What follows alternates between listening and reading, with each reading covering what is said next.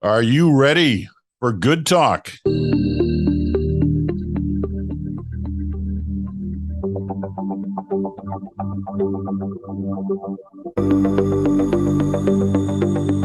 hello there, PeterMansbridge here. Bruce Anderson's in Ottawa, and Chantel Hébert is in Montreal. And Chantel, as I was telling listeners in the last couple of days, we've had a lot of mail saying, where is she? For those who didn't know, and get her to tell us about Iceland when she comes back. So obviously we got lots to talk about on this program in terms of politics, but you better give us the briefing, first of all, on what that holiday was like. I highly recommend Iceland if you need to clear your mind and your lungs at the same time. It's a beautiful place whenever I'm around, so I can keep people posted for when I go back. There is sunshine. Apparently, weather can happen, but it was my fourth visit. I was up on the highlands in the east side. I had planned to do some cross-country skiing. I'm not good at it. And climate change made it so that the snow disappeared. There was all ice.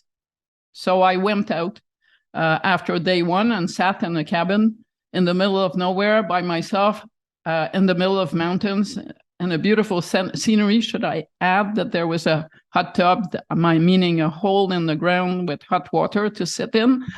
I had internet, and I have to say that from that great distance, the China interference story was interesting to follow, but it didn't read like the beginning of World War III, put it this way. So if you ever have, time to go somewhere else, there are direct flights. It's not very far. Iceland, you jump over Newfoundland and Groenland, and you're in Reykjavik. Great place to be. And forgive me for possibly not being as engaged in the do or die debate over China interference in elections. It doesn't help that I did spend quite a bit of time in my life in Asia. So I am under no delusion that Canada would be better treated by China were our government to be an NDP or conservative. That's basically, at this point, the China approach to democracies that we're witnessing in action in this country. What do you think, Bruce? Do you think she got a gift from the Icelandic Tourism Board for that wonderful endorsation of? I hope so. Free ticket, if they're on their game, they're going to ask if they can run that little clip of that, and so they should. It's great promotion, and what she was describing made me feel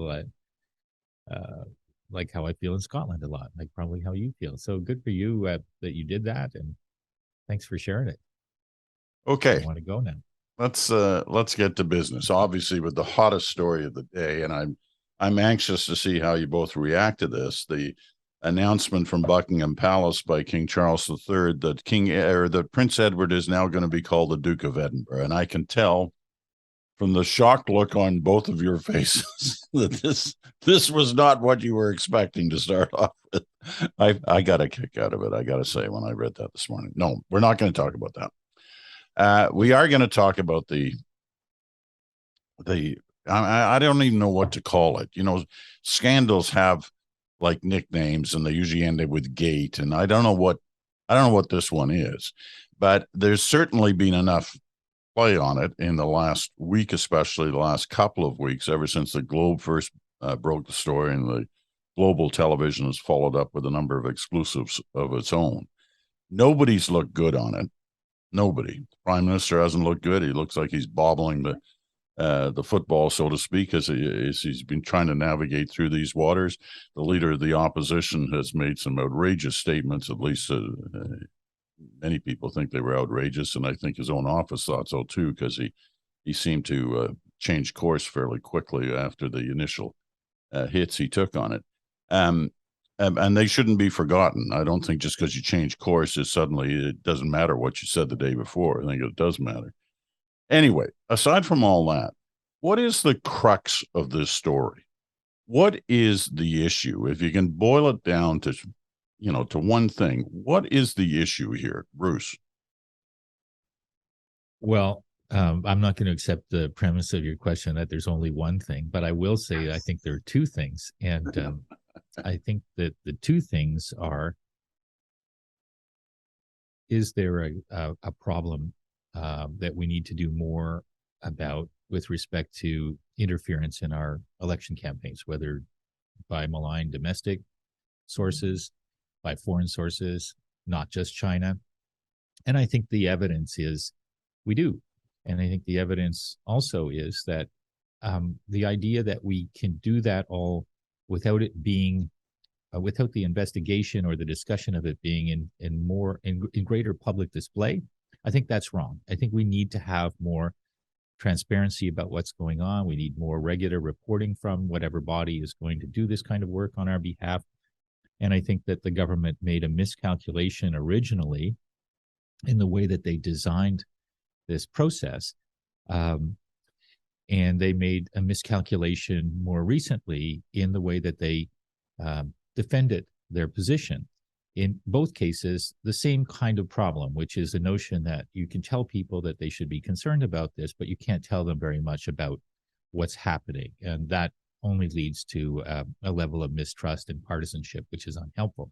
The second issue, which I think is actually it's not the more serious issue, but it's the more politically charged issue, is whether or not the government has lost its ability to manage issues that at an earlier time, perhaps they would have managed more adeptly. This has been more shocking, I think, as an experience for Liberal supporters, including elected people, than a lot of other things that have been issues that the government had to manage, in part because it was like a slow rolling train wreck that happened over several days. And at any point in those several days, reasonable, thoughtful people with agility and political skills could have said, hold on now, we've got to stop doing this. We got to put down the shovel, to use the other metaphor, stop digging the hole and get on a right path. The fact that that didn't happen, I'll kind of stop here, is well, the nicest word, the most gentle word is disconcerting to Liberal supporters, I think. And it begs the question of whether or not this is the new standard of political management that they can expect.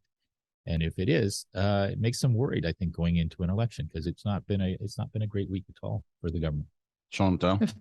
If that's the new standard, then I guess they should start looking at those seats across the aisle and try to figure out where they'd like to be sitting in opposition. Because I have to say, on mismanagement, and I will answer your question with just one. But before that, I was taken aback when the Prime Minister announced on Monday this idea of a special independent expert to look into things, because it was a no-brainer solution that was obvious. If you roll back the tape to our show the last Friday I was on, and I'm not a great political strategist, but it was a no-brainer. If you were going to do that 10 days later and playing catch-up, the only way to get in front of that parade would have been to come up with a name at the same time, not to give the opposition parties a full week to doubt who that person would be, and to give people who might agree to do this task for the government time to think of the many reasons why they might want to say no.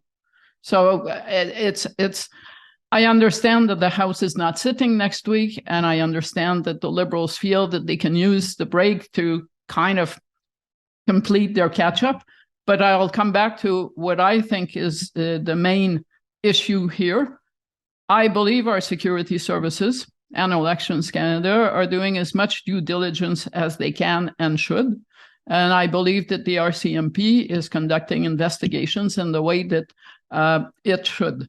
And I don't think that any inquiry would want to second guess, absent a number of factors, the way that this file is being handled by the people who are paid to look into issues like that.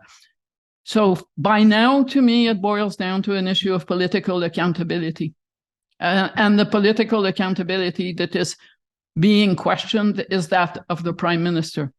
After a week of evasions in the House of Commons, filibustering to keep his chief of staff outside of a committee room, you kind of wonder whether the Prime Minister and his staff are trying to feed the narrative that they have something that they desperately want to hide. I'm not saying that's the case. How in the world would I know? But that is what it looks like. And it isn't the opposition that has made it look like that. It's the government itself with the incapacity of the Prime Minister to answer fairly basic questions about what he knew when and how and what he did about it. All those questions, and I've come to that school, could be answered in the context of a parliamentary committee by the Prime Minister himself. So if Justin Trudeau wants to put this behind him without having a public inquiry, and I still have doubts as to the merits of the exercise of a public inquiry, let him go sit in a parliamentary committee and answer the questions, not provide evasions. And if the Prime Minister believes, as he said in the House, that anything he would do would still be doubted by many Canadians, maybe it's time he reconsiders whether he wants to be the Prime Minister. Whoa. Okay. Bruce. I wanted to pick up on Chantal's point about how much effort is being put into avoiding testimony by the Prime Minister's Chief of Staff, who we've seen testify in public before and who's extremely adept at it, usually comes very, very well prepared and is a clear speaker. And so, I don't know why they're putting that effort into that, but I also think that by allowing that to be such a point of conversation for the opposition and allowing it to occupy 2 or 3 days, in the end, this issue, like many others, will go the way the others do to some degree. There'll be a turning of the news cycle, and a lot of people who even people who follow politics somewhat will forget about this to some degree. But I think the question of the fitness, the physical fitness, the political fitness of the government apparatus is really the thing that's standing out to me. And related to that, Chantal's point about the Prime Minister's evasive answers strikes me as one of those things where, yes, there are some times where you get asked questions and the best available political strategy is to dodge the question. I get that. I'm not naive about it. That does happen sometimes, and you can get away with it sometimes. But there are other situations, this is one, where you can't do that. Where if you can't answer the question because of reasons of national security or whatever, at least you have to explain why you can't answer the question. Instead of talking about something else, which is what the Prime Minister has been doing for the last 24, 48 hours when he gets asked certain questions about this.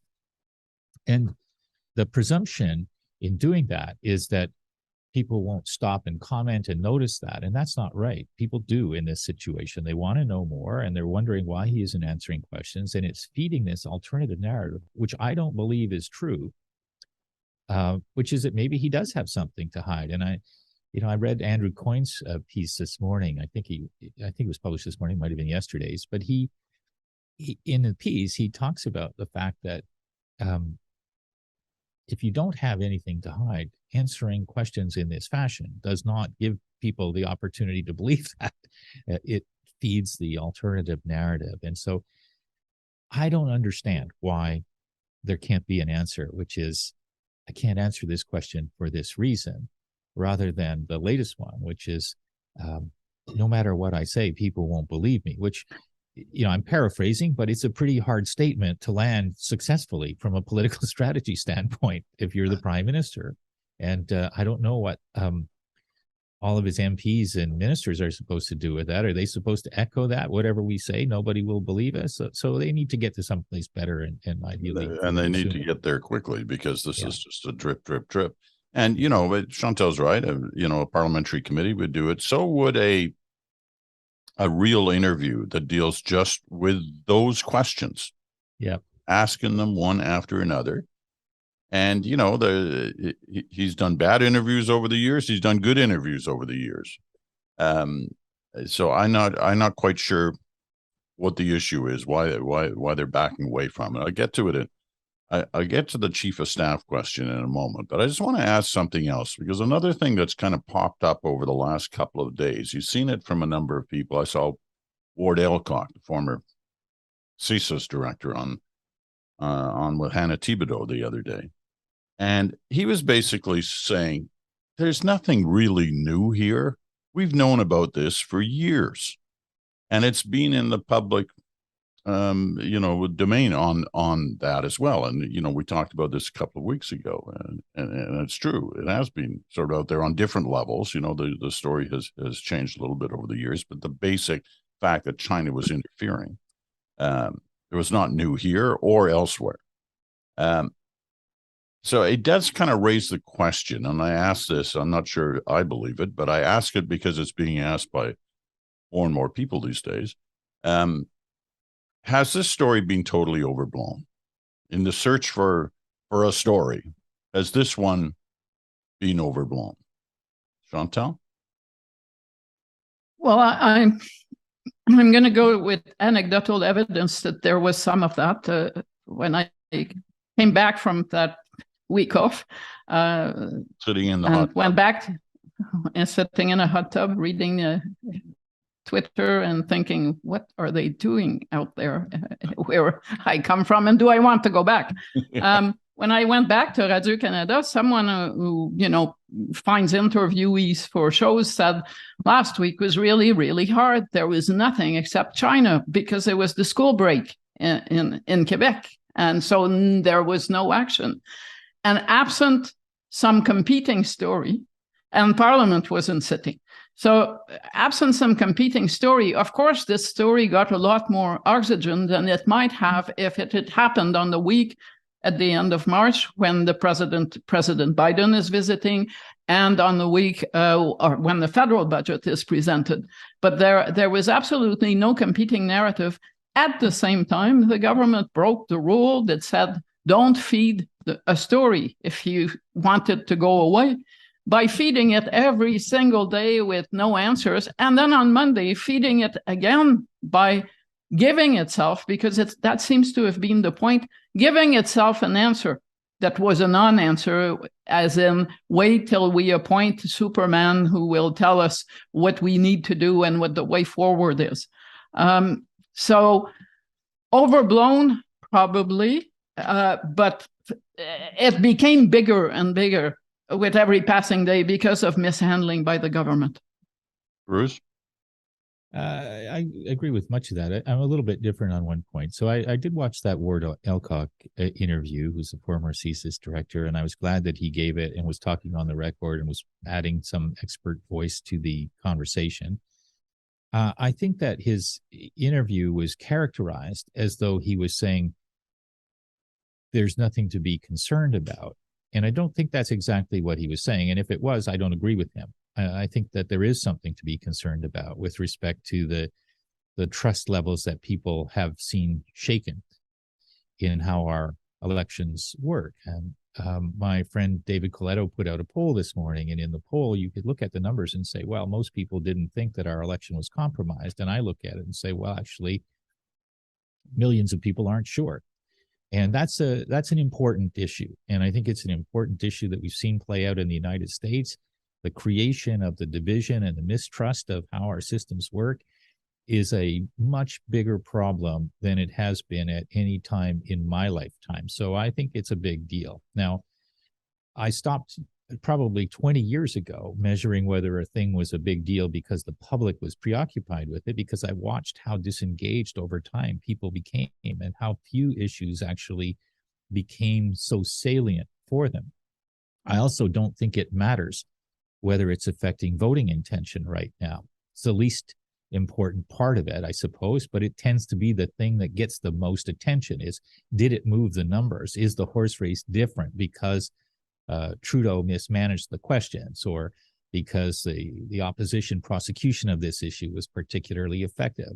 I don't care. I don't think it matters. We're not having an election tomorrow.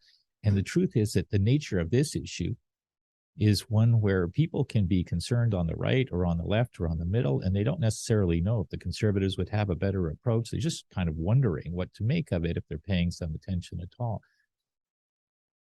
But I do think that what may be overblown outside the bubble is the question of the political management of this. But inside the bubble, it's not overblown because it is actually really important how these parties in the context of a minority government with an election at who knows what time for the incumbent party, which had pretty significant political management skills at different times on display in the past, to look so disorganized is maybe the best way to put it, and to make so many kind of self-inflicted errors. I think it's a big conversation inside the bubble for legitimate reasons. Okay. I also I just want to say a word because Bruce mentioned that the abacus poll, and I am not here taking shots at the poll itself, but at the fact that you kind of pick and choose when you see a poll, whatever suits your narrative thread. And one of the things to pick in there is that 1 in 4 Conservatives seems to believe that the outcome of the election would have been different. Let me just provide some context here. A sizable number of Conservative voters also believe Donald Trump was robbed from an election victory. So, and an even larger number believe that climate change is not a significant issue. So to say we are going to be measuring the damage to the faith in our democracy by that number would be a gross misrepresentation of reality if you don't put it in the context of the other beliefs that probably are shared by the same group. If you believe Donald Trump's election was stolen, and you are likely to believe that yours was stolen too. That does not make it true, but that doesn't mean that anything the government could do on that score, I will agree with Justin Trudeau, would convince those people otherwise. So I just wanted to add this because I know those numbers are going to start percolating in the commentary, and taken alone, they are totally meaningless, and they end up being part of manipulating reality. Okay, we should also keep in mind that all of the political leaders in Canada, including Pierre Poilievre, have said the outcome of the election was not impacted by this. So what those people believe or don't believe it runs up against that basic hard fact. It is not a hard fact, Bruce, though. It isn't a hard fact. It wasn't impacted. Isn't the same test as did a different party declared the winner than should have been. And this is this kind of soft language which I'm hearing leaders use, which I'm going, you actually don't know how many people were whose thoughts and mental processes and voting choices ultimately were impacted. And so, yes, in aggregate, you can say it probably didn't change the outcome, but you can't say for sure it didn't change any outcomes. It didn't change any votes. That's just not it's not plausible as a fact. On Chantal's point, if I can, just for a minute, I don't know, go ahead. But let me just say, the hard fact I was talking about was that Poilievre said that in his opinion, it wasn't impacted. That was the hard fact. And whether it changed is all I'm saying. But whether it changed the vote or not in a given riding, I think there is a fairly solid consensus that it did not change the total outcome of the election. If you could do that in just 12 ridings, because that is what we're talking about, then the anti-abortion movement, which has representation in a lot more ridings, would have a government that has for years forbidden abortion except under dire circumstances. There is political reality here. It's not just speculation about whose mind was changed. It is a strategy that was applied to the ridings that have a large Chinese community. That's at best a dozen ridings. Yeah, I'm not making the case that the election was broken or stolen. I'm making the case, I guess, that if we lean on or lean into this idea that it wasn't, does it maybe minimize the fact that this phenomena is growing and we need to be more vigilant about it, as opposed to let's put it away because nothing bad in the end really, amounted to a grave transgression? I think the problem with the process that had been in place is that it would only be able to tell you if an election was broken after it was broken. And that seems like a pretty bad way to deal with something like this. You want to be able to apprehend something in advance of it becoming a big problem. But I just wanted to add one other thing on the polls, which is Chantel's right, that there's a significant number, about 20% of conservative voters who believe Donald Trump had his election stolen, and also that humans weren't ever on the moon and that sort of thing. The number in the poll of conservative voters who think that this election might have been compromised against their interests is an increment higher than that. It's not double, but it's not the same number. And so all I'm doing is sort of saying, I think that the growth of this phenomena, we have to be a little bit careful about. And the last point is that the same number of liberal voters believe there should be a public inquiry as conservative voters who believe that. Now, that's not because people love public inquiries. They do understand that they don't always lead to perfect answers. They can cost money. They can take too long. But it does remind me that this isn't for many people a particularly partisan issue right now. It's just a question about the state of the world and what we need to know about how our democracy is impacted. All right, I got and it. But if people want answers, they would not want a public inquiry because that answer might come after the election. Okay, fair enough. Yeah. Everybody's finished their last points? Or is there the 4 for Chantel? Do sell something then, Pete, if that's what you got. I mean, do what you need to do. We'll be right back after this.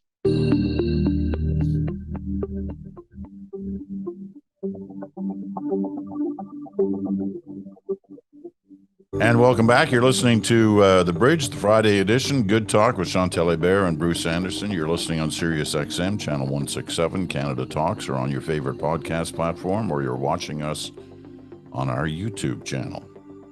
Okay, I wanted to talk about this Chief of Staff issue because I think it's important, and we've all been around long enough to know these, chiefs of staff change every once in a while in some offices.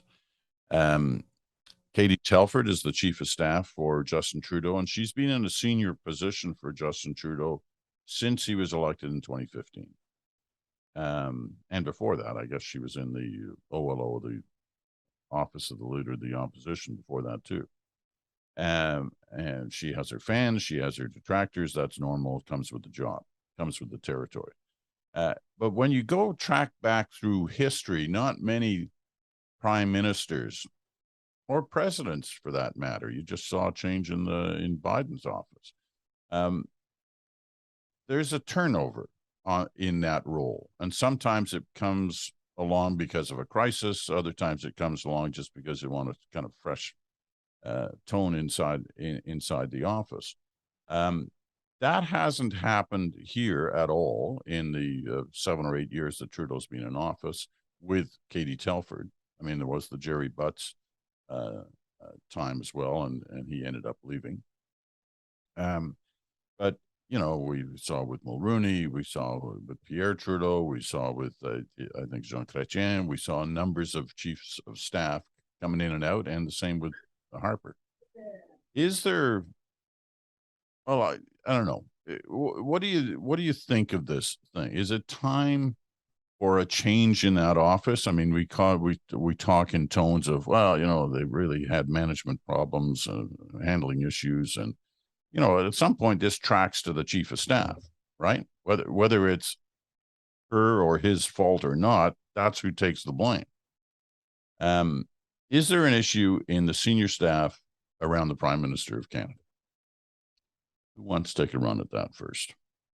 I think so, but I also think it's too late to change Chief of Staff in the cycle. And why do I say that? Well, why do I think there is a problem? Because we have, since we came back from the New Year's, spent an incredible amount of time talking about mismanaged issues that stemmed from the PMO. It actually dates back. I mean, the fiasco around the gun control legislation, the needless fiasco, was one of those, but also the way that the appointment of a special advisor on Islamophobia was handled, with what appeared like an absence of due diligence. And if you're not prepared for a storm, then you're not going to do well in a storm, is another case in point. I am forever reminded over the past few days that this is a government that has had both the challenge, but also the opportunity of focusing its energy on one big file over its previous 2 terms. In the first term, Donald Trump managing the relationship and the renegotiation of NAFTA, which ended up being a litmus test of its competence, as opposed to what they did or didn't do on electoral reform, go down the list. And then in the second term, the pandemic, which overshadowed anything else on the good or bad side.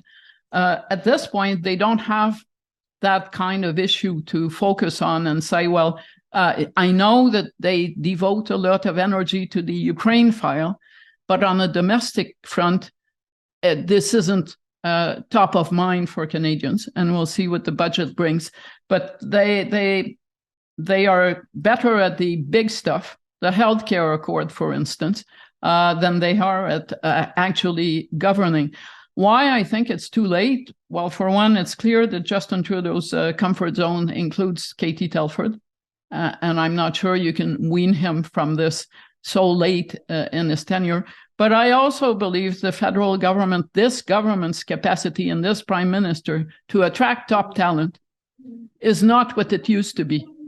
And that's normal, because anyone who has a great career going is going to pause and think, do I really want to go to this place where it will take me a while to figure out where the washrooms are and the closets and what's in them for what may be 6 months, 8 months, a year? And the history of the long-standing chief of staffs being replaced towards the end of the cycle usually have been a symptom of end of cycle, rather than a way to give a second wind to the government. So if Justin Trudeau is going to make those changes, and he may have to, I'm not excluding that someone is going to have to walk the plank over this China story. You can only surmise from all this filibustering to keep Katie Telford out of a committee that she either cannot give answers that would not embarrass her boss, or answers that would not embarrass her out of a job. It's speculation, but that speculation is fed by this desperate attempt to keep her from testifying. So yes, there probably should have been a change, probably after the last election. It didn't happen, and I don't think that it would be easy to make such a transition this late in the game. You know, I found one term you used there talking about Justin Trudeau, revealing, Chantal, late in his tenure. Well, it is late by historical standards. It is late in his tenure. No incumbent has ever, in recent history, won a 4th consecutive term. Didn't happen. Right. Perhaps he thinks it's the first half. He's just hitting the halfway mark. Yeah, but what if he's... I suspect that's not the case. Okay, well, we'll remember that. I'm going to write that on the blackboard here and keep that one in mind, late in his tenure. But I'm not the one who predicted he would be gone by the end of 2022, guys. I knew that would come back. Well, you open that door, I'm going to enter it. I thought we said... got a good memory. He should, you know, if he wants to protect his legacy, he should go. That's not what you guys said. Sorry. There is state. Sorry. Bruce, right. on the look, I think Kate Telford is an extraordinarily smart and talented person. I think that she's done quite a good job with especially in the context, and Chantel made this point, I think it's a really important one, is that every chief of staff is only as good as the understanding of what it is that their boss wants. And she has been, for him, given the way that he likes to operate, I think exactly what he's been looking for.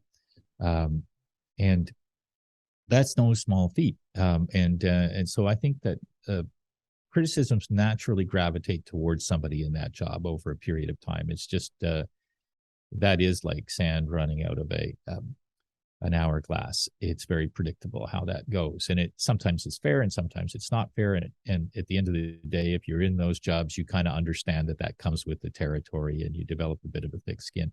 Wherever she has had to or had the opportunity to represent herself and represent the government publicly, I think she's done quite an effective job of it. On the WE scandal in particular, I think is the one that comes to mind for me. So, but all of that having been said, I'm a fan of Formula One racing. I don't know if you are, but I was before even the Netflix series. And one of the things, I'm going to use a metaphor that I always thought was interesting about watching that sport, is that the faster that cars go, the more quickly their tires degrade. And the smartest strategists in that racing formula sometimes are the ones who figure out not to lose the grip on their tires by overcharging too much through the course of the race. And Chantal made allusion to the Trump problem and the pandemic as being huge energy sucks for the government, which I think absolutely is true. In addition to that, this is a government that came to office and declared that it had some of the most enormous ambitions that you could ever have, and mandate letters that run pages long of details that ministers are expected to execute on. So Katie Telford, in my view, needs to be measured a little bit in the context of what kind of, not just what kind of person she was serving and whether she did what he wanted her to do. I don't mean to put that in the past tense, whether she is doing what he wants her to do, but also in the context of, this is a government that, it's back to the car metaphor. It's been running hard and fast to deal with problems unexpected, like the pandemic and Trump, and also to execute on a very deep and complicated, in many cases, agenda, plus to manage a series of 3 opposition leaders and the combustible nature of conservative populism these days. It's been a lot. I also, final point for me is I agree with Chantal that if they were going to agree to make a change, maybe the time for that was a little bit earlier, because I do think these are not insignificant changes in terms of the impact on the way things work. They're hard to manage. Okay. The other thing I wanted to touch on that is related to this story is the performance of Pierre Poilievre. We've talked about this a couple of times this week. Chantel's first run at it on this program. I mentioned last week that after all the talk about and the complaints about not doing media situation scrums, news conferences, that he was starting to do them, but he didn't look very good on them. And that started last week, and then it followed up again this week. And perhaps that was the whole reason why he wasn't doing them in the first place, because he gets carried away with the rhetoric, sometimes to his real disadvantage, in saying things that are later condemned by a lot of different people. And he gave ammunition to the Liberals, at least for a while this week, by some of those things he said. So are we getting closer now to, the question's always been, who's the real Pierre Poilievre? Are we now starting to see that as a result of the fact that he's going before the media more often? Chantal? Well, now we know why his team was willing to put money on the table to avoid the final debate in the leadership campaign. This is a political leader, and I don't think I've covered an official opposition leader, and I did cover Stockwell Day, Stephen Harper, Preston Manning, Justin Bouchard, to name some fairly strong characters. I've never covered one that was as prickly and as bad at playing defense or accounting for himself and for his own party. Every news conference, I've been fascinated by his news conferences, because they, in a number of instances over the past few weeks, they have tended to happen on the same day as a Justin Trudeau news conference. And I never felt that Justin Trudeau was particularly effective in the news conference. But compared to Pierre Poilievre, the prime minister is an ace at the news conference in the sense that he does not make you come away thinking less of him than when you started watching. And that is part of the trick, that you do a news conference to explain your point and to account for yourself, not just to accuse others. Mr. Poilievre seems to only know one thing, and it is to point fingers at others.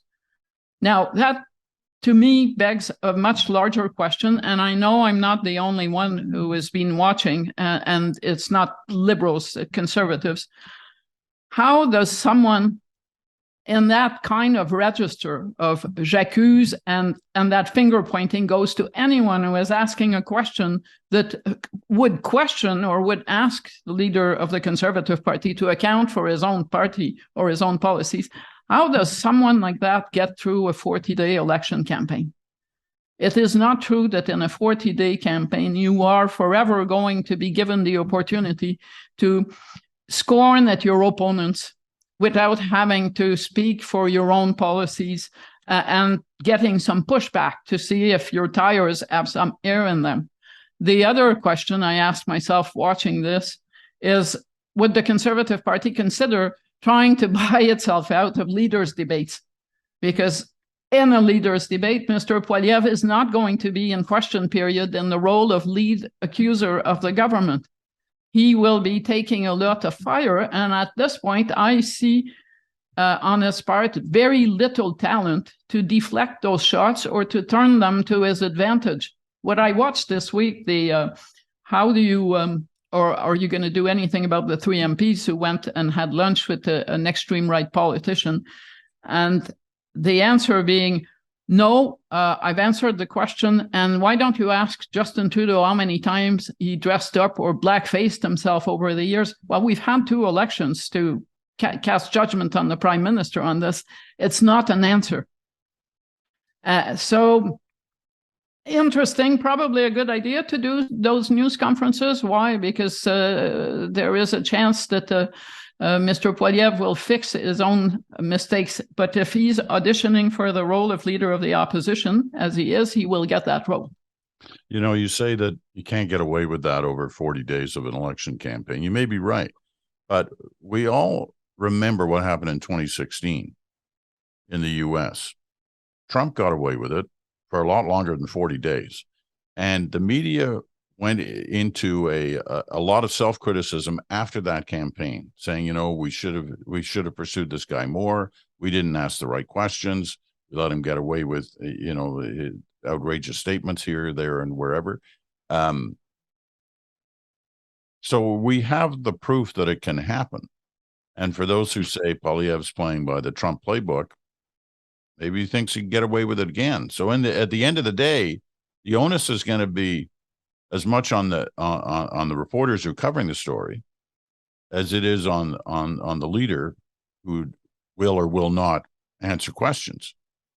So except at leaders' debates, right? You're not, you don't have you can't blame the reporters or play the reporters when you're doing a leaders' debate, for one. For two, if we're going to say it happened in the US, so it can happen here, well, it's also happening in the US that women are being stopped from getting abortions. I'm not sure a single politician in office would survive that in Canada. So yes, it did happen, possibly because it happened. It left marks on people's psyche.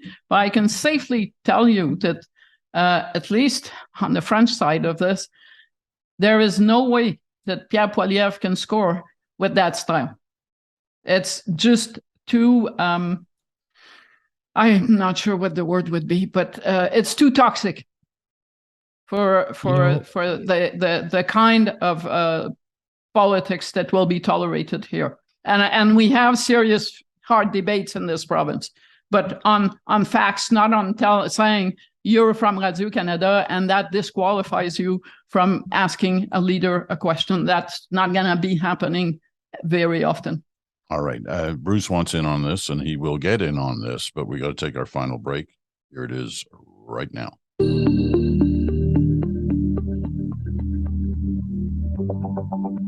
And we're back for the final word on our Good Talk panel with Chantel and Bruce for this Friday. Thank you for joining us, as always. All right, Bruce, you wanted in on this issue of Poilievre. Yeah, I think that prickly Pierre is not a great look. It's not a great posture for him if he wants to win an election. I think that it does work in some scenarios to remind the angriest part of his base that he's as angry as they are. And they need that constant reminder because their eyes wander over towards the People's Party. I get that math, and I don't really admire him for playing to it, but I understand the logic of staying in touch with the sentiments of the people who are the most rabidly anti-Trudeau, anti-liberal, anti-gatekeeper, anti-norms, what have you.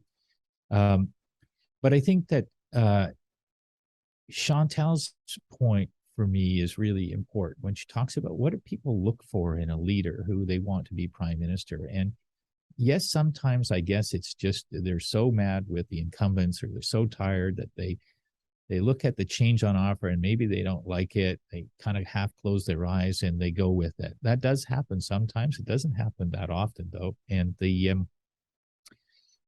thing that sometimes is missing from an opposition politician's portrayal of who they are and what they represent is optimism, is a sense of hope, a sense of we can make things better, not just that things are terrible right now.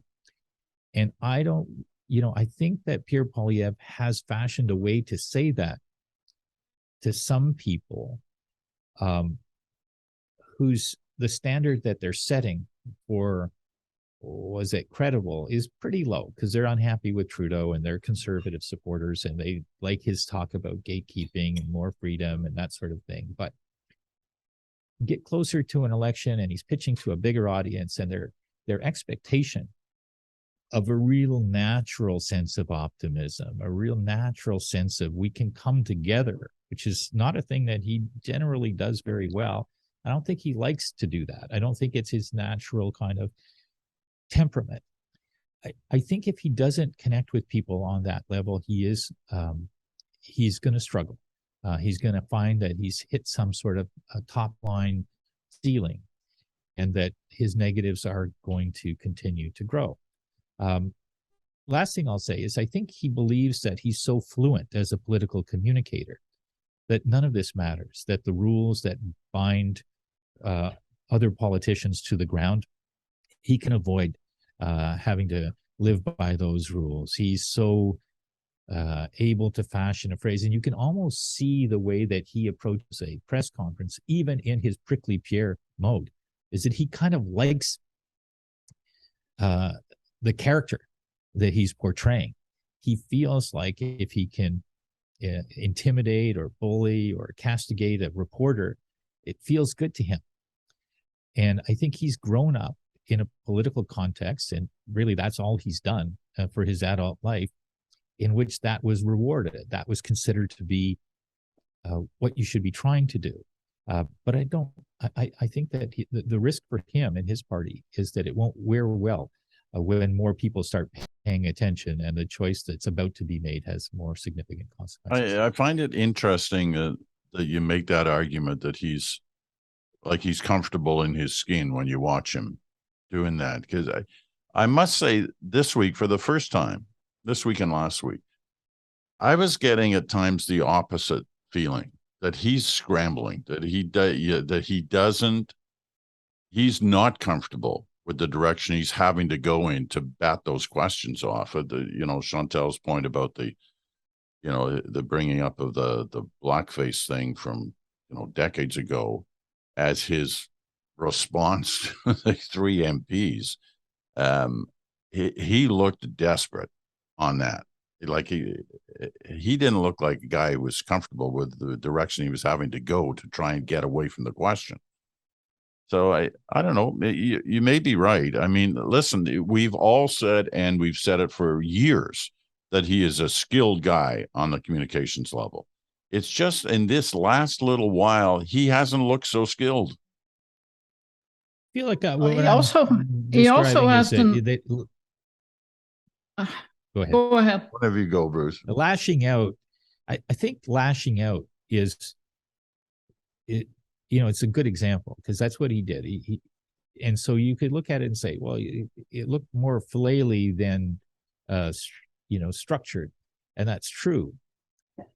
But the lashing out has been his modus operandi as a politician for all of his political life. And so when I say I think he's comfortable with that character, I don't mean to suggest that it looks comfortable to everybody else. It's his go-to when he's in a situation that he has to manage, because it's what, he's gone from being a backbench MP to living in Stornoway, basically being this guy. All right. Chantal, you get the last word. You got a minute there. Well, for one, he doesn't look prime ministerial, if you were looking for the word of what he doesn't look like when he does that. But for two, I'm in your school. He also doesn't look in control. He looks like he can't do this properly. And the lesson one in broadcasting, as you know well, is that if you look comfortable in what you're doing, people are going to feel comfortable watching you do it. But if you look tense, uncomfortable, defensive, people are going to feel that discomfort. They're going to be uncomfortable with you. And I think by and large, he leaves people who are not his partisan and his fans feeling uncomfortable and doubtful about him. Well, it continues to set the stage for what's going to be an epic battle, unlike anything we've seen. If it's these two guys in the election campaign, plus the other leaders, of course, it is going to be something unlike anything we've seen in many a year, and the stage continues to be set. It seems like every week there's yet another platform put on that stage for the leaders to go at each other on. Okay, we're going to leave it at that for this week. We didn't get anywhere near the other issues we were going to talk about. I guess an hour isn't long enough. We'll just have to go. Get carried away. It's that new relaxed Chantal Hébert look. And I got to say, you do look relaxed. So good for you that you had a bit of a break. But we're glad you're back. I know everybody else is glad you're back as well.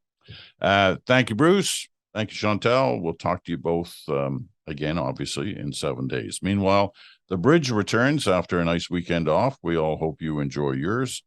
We'll talk to you again on Monday.